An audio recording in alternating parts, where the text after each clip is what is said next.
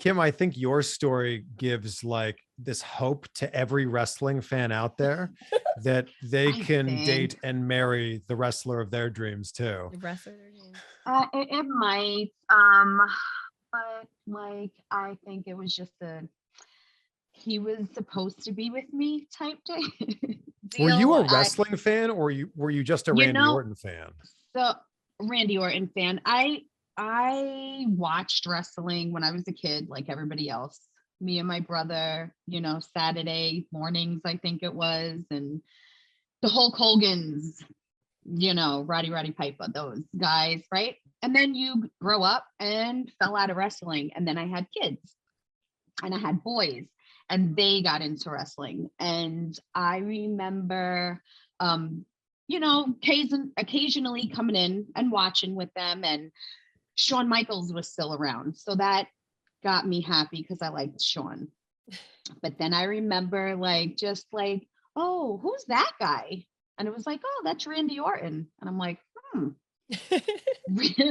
Randy Orton's kind of fine. I'm like, then it turned into, hey, when Randy Orton comes on, call mommy because I want to see him. And so I would start watching a little bit more, but never really cared too much about his personal life or anything like that. It was just to me, he was this fine guy who I was like, wow, I really think just looking at him and hearing him talk and everything, I'm like, wow, I feel like if I met him and we made out, that we would fall in love.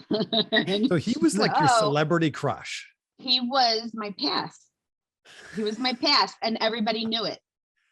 Everybody knew. Yeah, everybody knew he was my past. And it was like, if it happens, it happens. And it was so strange because I lived upstate New York at the time that I met him.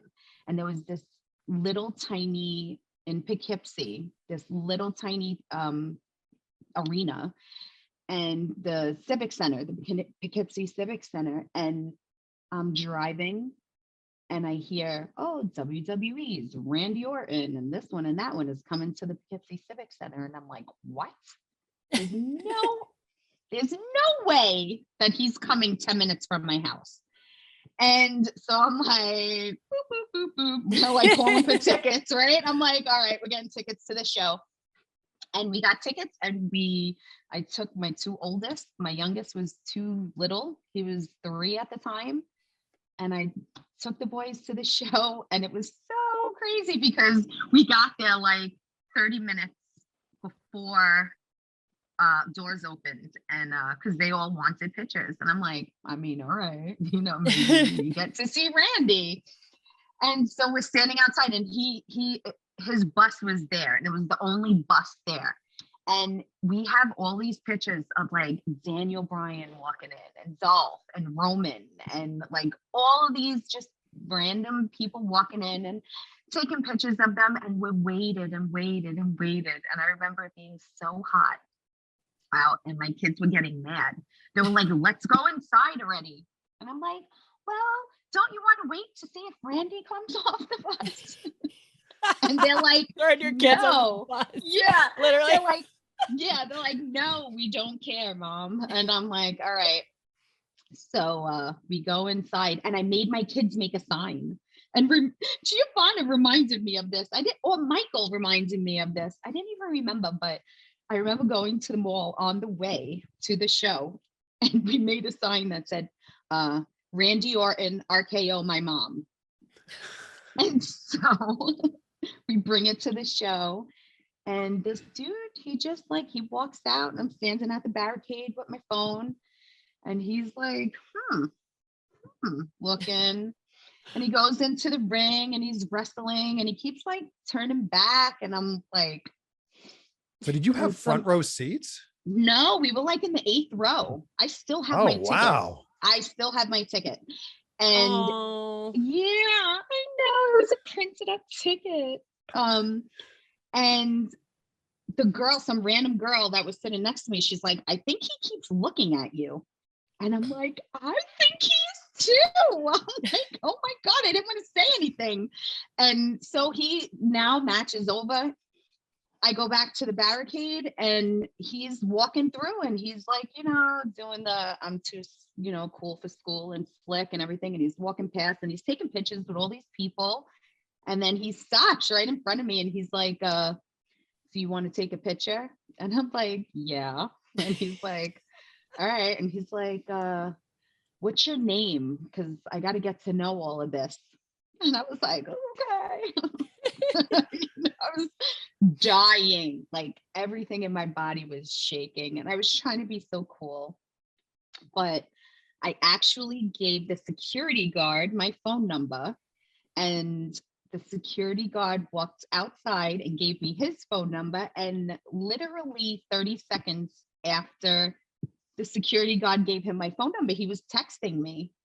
And he's like, hey, there's this diner I'm going to, would you want to meet me? And I'm like, yeah, sure. And I go and I meet him and we hung out for like an hour and I got in my car to leave. And before I sat down in my car, he was texting me and he was like, I never met anybody like you. I'm so glad I met you tonight. You're so cool. And I'm going to be around for the next couple of days. Would you want to hang out? And like from that day, that was it. Wow. It's like we've been together since that day. That's an amazing story. It was the craziest thing. Because again, you're giving hope to everybody who has ever had a celebrity crush in wrestling, in movies, in sports. Like, yeah, you're like the one in a million or maybe more. I know. So you don't have to get those front row seats, ladies. You could be in the 8th, you could be in the 10th. See? If it's meant to be, it's meant to be. At any point, Kim, were you not like, you say that to all the girls you meet in every town you go to? 100%. Like when after our first conversation was over, I told him, I was like, not for nothing, I'm totally surprised that the man that you are, like the person that you are, because I thought you were going to be some arrogant asshole.